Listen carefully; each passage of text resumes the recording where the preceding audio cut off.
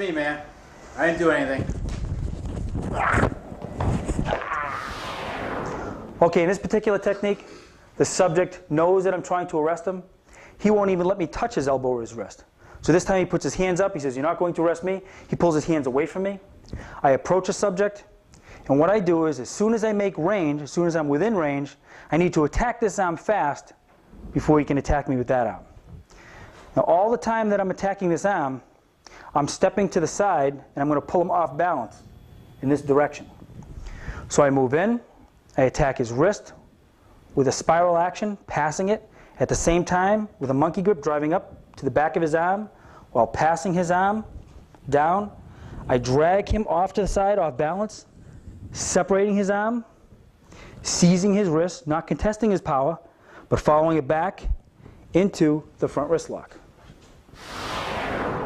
Not arresting me, man. I didn't do anything.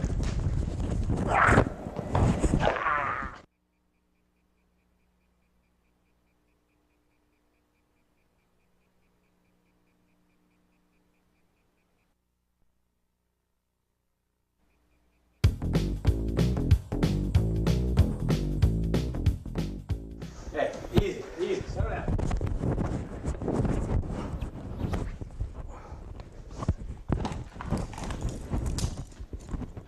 Stay there. Now here we have a subject that's extremely combative. He's about to attack a subject. I don't want him to know that I'm coming up behind him because I don't want him to turn his anger on me. So I walk directly behind him so he can't see me.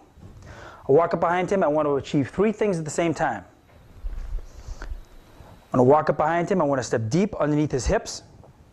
At the same time, I want to drive my right hand under his right armpit, achieving a half Nelson. At the same time, I want my left hand to go over his left arm, achieving what we call a bar arm, not an arm bar. It's up on a 45-degree angle, so he can't get his arm out. If I drop my hand down, he can pull his elbow out and escape. So again, I achieve the two locks together, and I wedge his back, arch his back. That's why we call this the wedge. Then I lift him and turn him away. Now, because I need to get the camera angle, I just want to do a short one, Bruce, right here, just a little stroke. Just take it. Okay, now, right here, I reach down. I'm pressing his left arm to my body, tight to my body. I reach down. I grab the back of his hand. I bend his wrist, and I turn it into a rear wrist lock. And Bruce, just step back for a second for the camera. I bring it up into a rear wrist lock, achieve the rear wrist lock. Grab my cuffs. Isolate the single strand. Place the single strand over the top of his wrist, and I bring the handcuffs to the single strand. Then I separate the handcuffs with my small finger, which just turns the side a little bit for the camera, and I grab the cuffs with that small finger. Now, the cuffs are pretty much stable. Biggest issue here is watching his clothes. Then with the wrist compression, I direct the subject to put his other hand behind his back. Put your other hand behind your back, sir. I reach over, grab a natural handshake, and I drop it in the cuffs. Okay, again, reach the back of his hand. I'm going to drag his baby finger, hook it, maintain a pressure, and transport the suspect. Hey, easy, easy, settle down.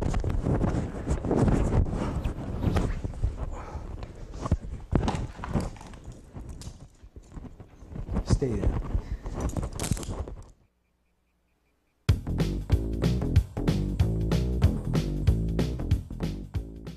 Okay. Here we have a subject where the upper dorsal nerve attack was not effective. Again, because he was extremely pain tolerant. So we have to change our strategy here. For the time being, he's happy with defeating me. And we're in a strength contest. It's a strength contest that he's going to win, and he knows it. So what I'm going to do is I want to convince him, I just want to be a little bit deceptive tactically, convince him to think that I want to join into the strength contest. So while I'm telling him to give me his hands and I'm pulling his arms that are much stronger than mine, I'm reaching down with my foot. If you look to behind me, and you'll see me setting up my foot for an attack. I'm going to attack the posterior tibial nerve behind his calf. So as I'm drawing in his arms, give me your hands, I suddenly reach back, grab his foot, and clamp it in between my leg. Put your hands behind your back. Okay? This is very painful. Now, I have weight, I have pain compliance, I'm able to control the subject with one hand. I can use my radio, I can use my capstan, and I can look around. I would suggest that if you go to the ground, you look at the people in the crowd, look at the bystanders. If he has friends, those people will be much less likely to strike you or kick you if you look into their eyes and they think you can identify him the next day. So if I don't have the luxury of a second officer, what I have to do is I have to get him in cuffs without losing control of the posterior tibial nerve attack. So what I want to do is I want to give pain before I transition. And I say, bring your hands back further to your back, and I draw up. Now, maintaining the lock, I reach out, I grab his hand, grab my cuffs, drop his cuff on, grab his other cuff, bring his hand in, drop it in.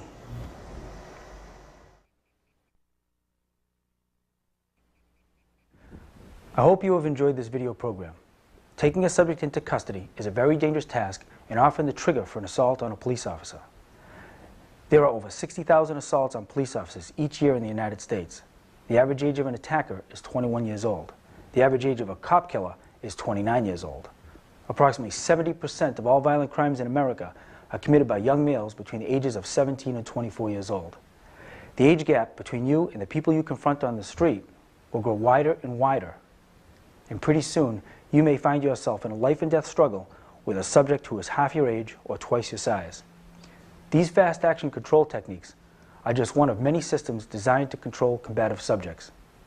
Every police officer should adopt a control system and practice it often. After 16 years of policing, I still believe there is nothing more important to a street cop than a skilled pair of hands. And that's a fact. Again, I thank you and hope you have enjoyed this video program.